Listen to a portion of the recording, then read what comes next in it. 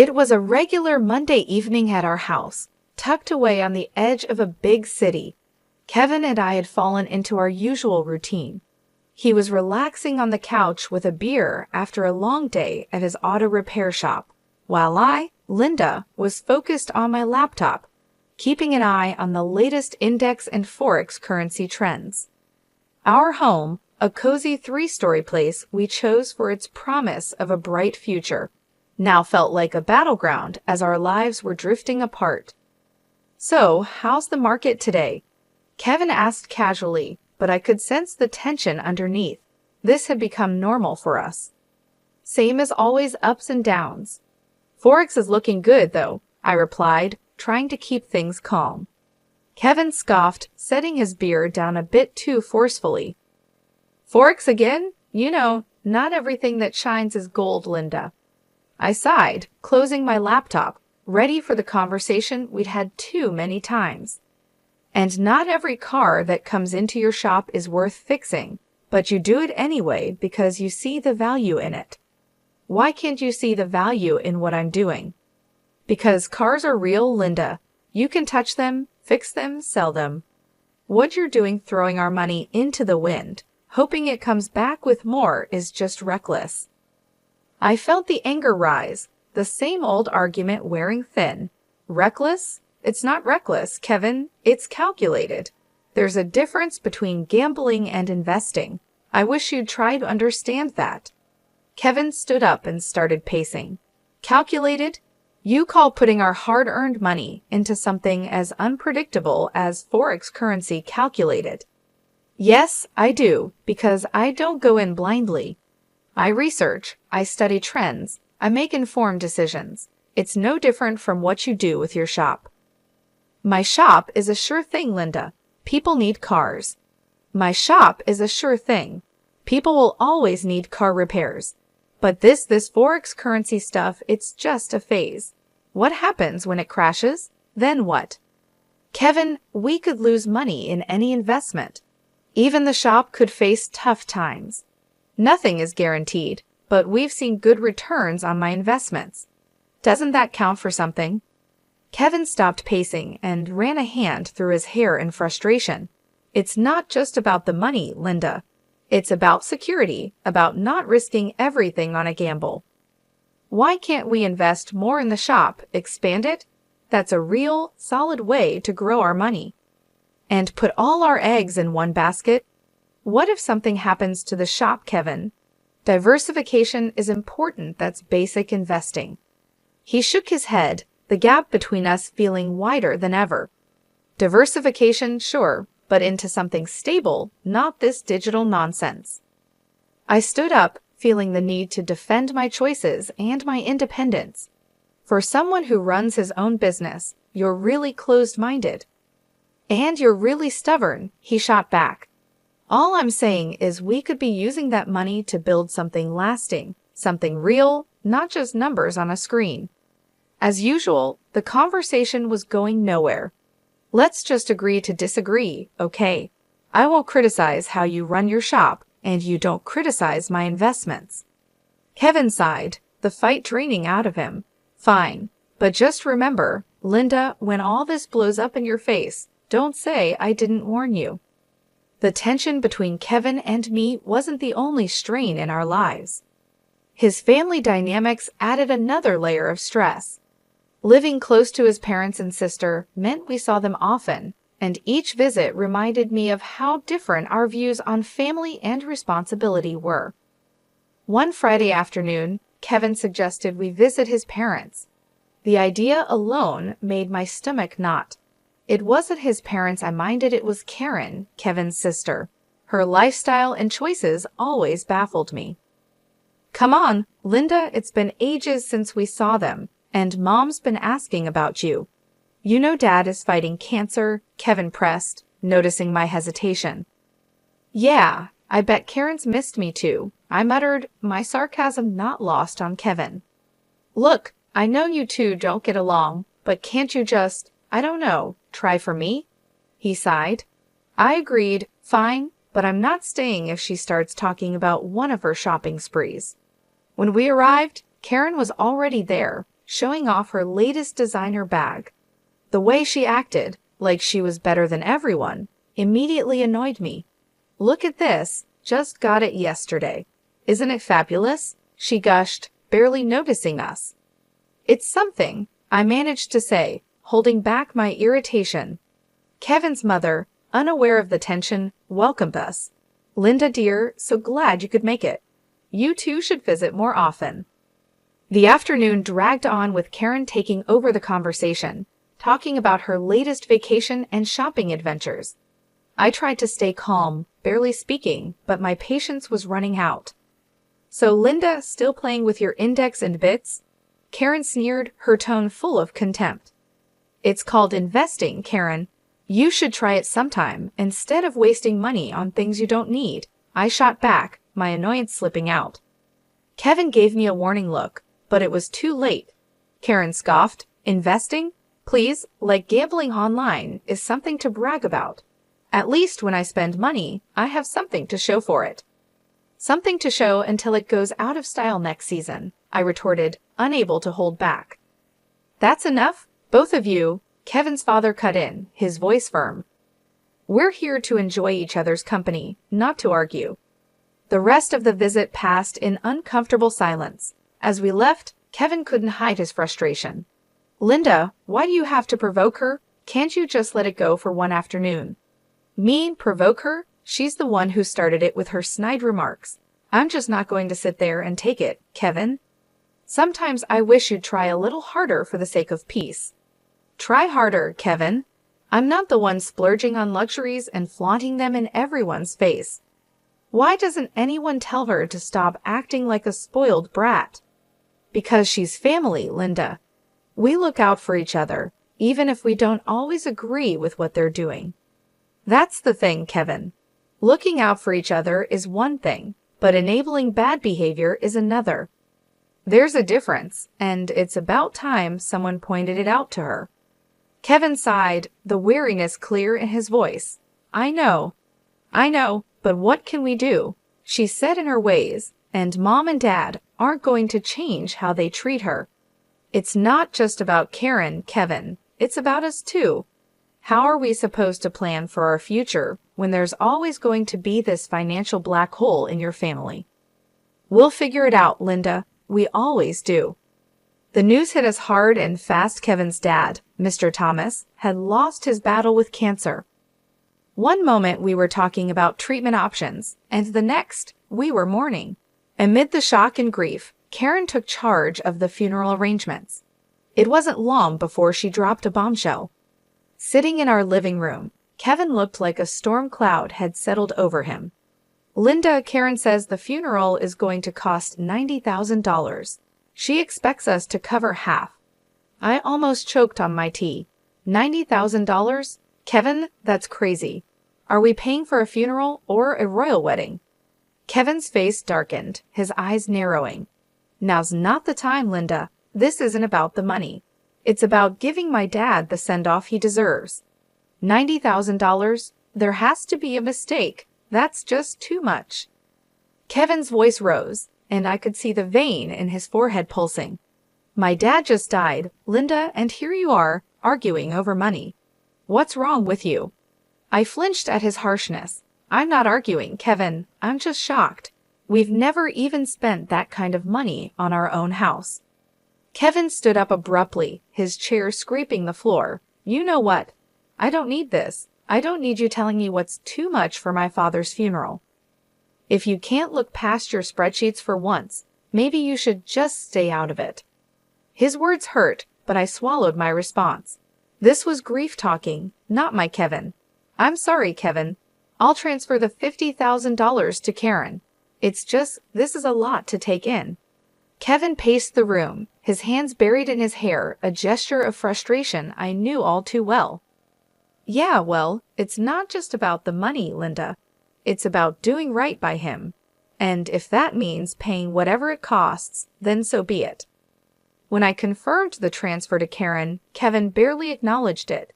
He seemed lost in his own world of grief and anger.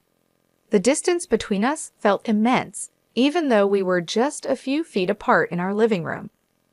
Walking into the funeral agency, I felt the weight of the world on my shoulders. The past few days had been a blur of grief and confusion, but nothing could have prepared me for what I was about to find out. "I'm here for Mr. Thomas's funeral," I told the woman behind the counter, trying to keep my voice steady. She looked up from her computer with an apologetic expression. "I'm sorry, ma'am, but you're a day late. Mr. Thomas was cremated yesterday." My heart stopped. What? But I was told the funeral was today. She shook her head gently, her eyes full of sympathy. "The family requested to move the date forward. I'm very sorry for your loss and the confusion." I stood there in shock, my mind racing. How could Kevin not tell me? Why was I kept in the dark about such an important change? Fuming, I dialed Kevin's number, my fingers shaking with anger and disbelief. "Kevin, why didn't you tell me the funeral was moved? I just showed up like a fool, only to find out I missed everything." Kevin's voice was cold and distant. "Because I didn't think you cared, Linda. All you've done is complain about the costs and question every decision. Why would I think you'd want to be there? Because he was my father-in-law, because I'm your wife. How could you just leave me out like that?" My voice cracked, a mix of hurt and fury. "Well, maybe not for long," he shot back, and I could hear the bitterness in his voice. "What's that supposed to mean?" I demanded, my heart sinking. "I'm done, Linda. I can't do this anymore. I can't be with someone who's so indifferent. You care more about your bitcoins and index than this family. I've got the divorce papers ready." His words hit me like a slap in the face. Divorce? Was he serious? You're kidding, right? Over this? Kevin, we can talk about it. We can work things out. "No, Linda. It's too late. The house is going up for sale. We'll split everything and go our separate ways." That was it. I was speechless, the reality crashing down on me. This wasn't happening, it couldn't be. Stunned, I wandered back to the parking lot, feeling lost. As I was heading back to my car, I saw Karen pulling in, driving a brand new luxury car. The sight of it made my blood boil. "Nice car, Karen. Where'd you get the money for this inheritance?" I asked, trying to keep my voice steady. Her smile didn't reach her eyes as she casually tossed her hair back. "Yeah, something like that.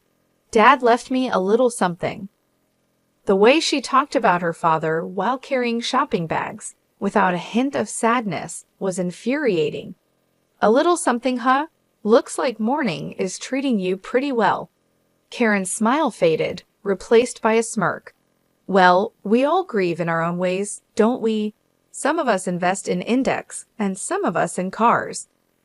I clenched my fists, the unfairness of it all burning inside me. This was all wrong. Kevin and I were falling apart, and here was Karen, benefiting from the chaos. "Enjoy the car, Karen. Looks like it cost a pretty penny, or should I say, a pretty dollar." She laughed, a hollow sound that echoed in the empty parking lot. "Oh, Linda, always so worried about money. Don't worry, it's all been taken care of." I watched her walk away, her laughter lingering in the air. The man I loved wanted nothing to do with me, and the family I had tried to be a part of was showing their true colors. The days after the funeral felt like I was walking through a thick fog of disbelief and betrayal. The weight of the divorce papers in my bag felt like a heavy burden, a constant reminder of my crumbling marriage. But the sight of Karen's new luxury car planted a seed of suspicion that I couldn't ignore. Determined to find out what was really going on, I decided to visit the funeral home, hoping to uncover some answers. Walking into the funeral home, a mix of suspicion and determination fueled my steps.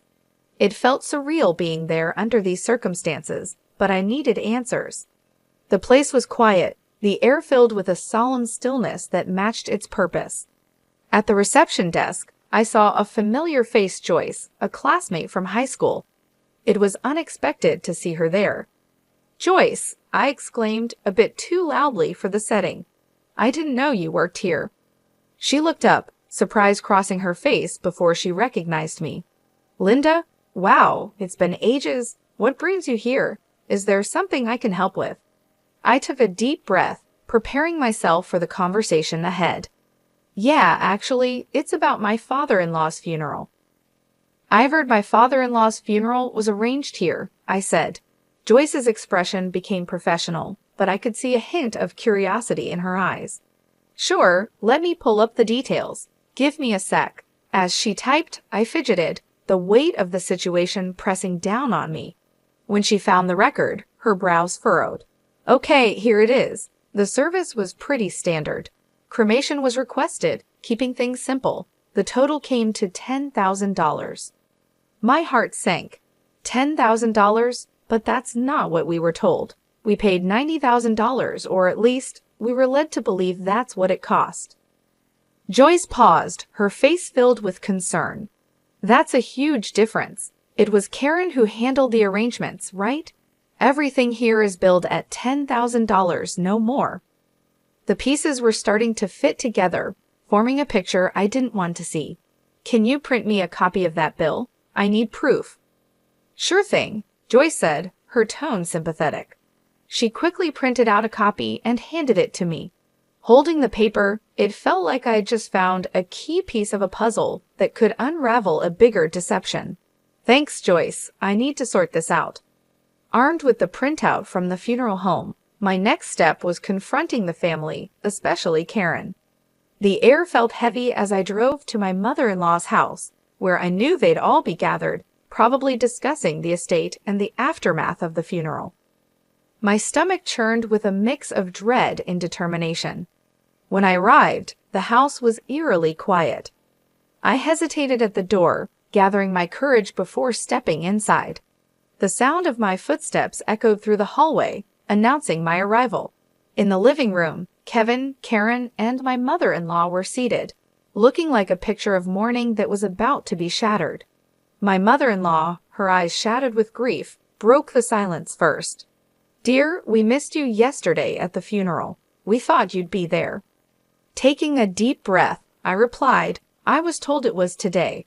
I'm so sorry for your loss.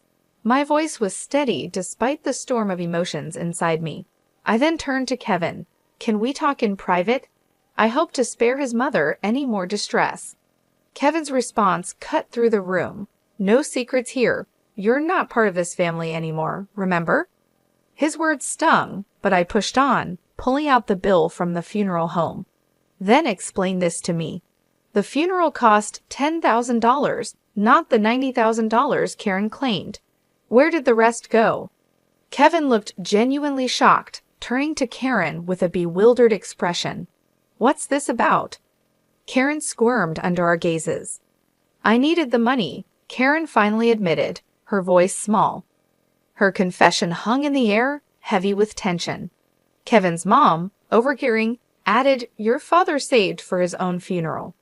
I even gave Karen $15,000 more to cover everything. I did the math out loud, feeling the tension rise. $100,000 in total, and only $10,000 spent. Karen, where's the rest? Flustered, Karen admitted to spending the money on a new car for herself, her eyes avoiding mine. I expected Kevin to explode, but instead, he gently told Karen, you shouldn't have done that. Be more careful next time. His response shocked me. Careful? She committed fraud, Kevin, and you're okay with that? Kevin's justification left me stunned. You wouldn't understand. You've got no family. You don't get what it means to stick together. That was the last straw. In front of everyone, I signed the divorce papers with a flourish. Karen, you owe me $50,000. Pay up, or I'm going to the police. Kevin's protests followed me as I walked out, but I didn't look back. I had seen and heard enough. The betrayal was complete, and so was my resolve. As I walked away, the finality of my decision settled in. There was no going back, only forward, away from the lies and deceit that had tainted what I once considered family.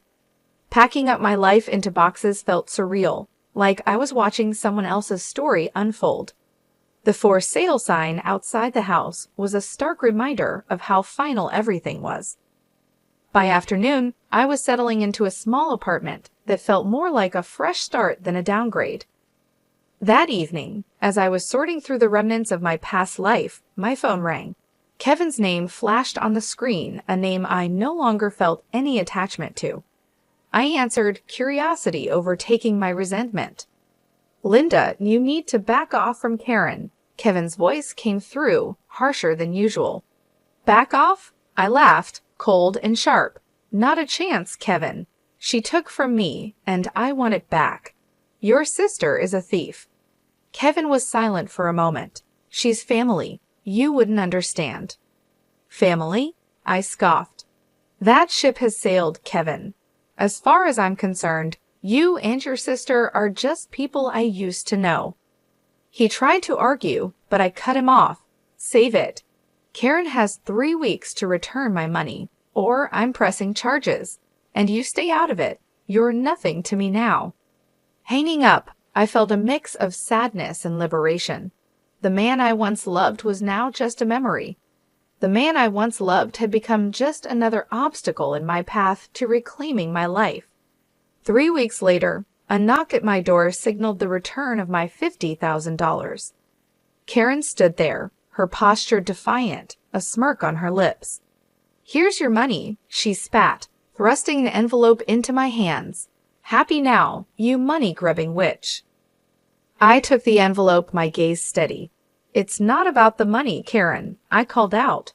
It's about principle, about not letting you walk all over people. She laughed, hollow and bitter.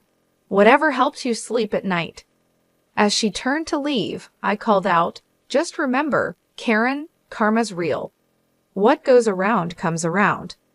Closing the door, I leaned against it, the envelope heavy in my hand.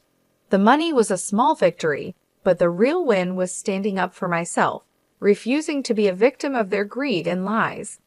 Life had found a new rhythm, calmer, more predictable when, out of the blue, my phone rang. The number on the screen was one I hadn't seen in a while. It was Kevin, a voice from a past I had neatly put away. Hey, I need a favor. A big one. Kevin's voice sounded more worn than I remembered. I paused, the suddenness of the call catching me off guard. A favor? Kevin, we're past favors, don't you think? It's Karen. She's in deep this time. Debt's up to her eyeballs, and the wolves are at the door. We've sold everything, the house. The shop, it's still not enough. His words took a moment to sink in. And you're calling me? Why? I'm not part of the circus anymore, Kevin. He sighed, the sound of desperation clear. Come on, don't be like that. You got out, made it big with your trading. Can't you spare something for old time's sake? I couldn't believe what I was hearing. After everything, he still saw me as a lifeline for their mess. Spare something for her, after she nearly ruined us with her lies? You've got some nerve, Kevin. It's not just for her, it's for all of us. You wouldn't be where you are without me, don't forget that, he countered, his voice edged with bitterness. A short, sharp laugh escaped me. Where I am is despite you, not because of you. You think I owe you. That's rich. There was silence on the line, heavy and uncomfortable. So that's it then? You're going to turn your back on us? He asked. Us? There's no us, Kevin. There hasn't been for a long time. And as for turning my back, I think you've got me confused with someone who still cares. Hanging up, I felt a mix of emotions, anger, yes, but also relief. That chapter of my life was truly closed now. Sitting in the living room of my new house, a place that finally felt like home, I knew I was ready to move on. I had earned with my hard work and determination. I realized how far I had come. This was my sanctuary, built not on lies and manipulation, but on my strength and effort.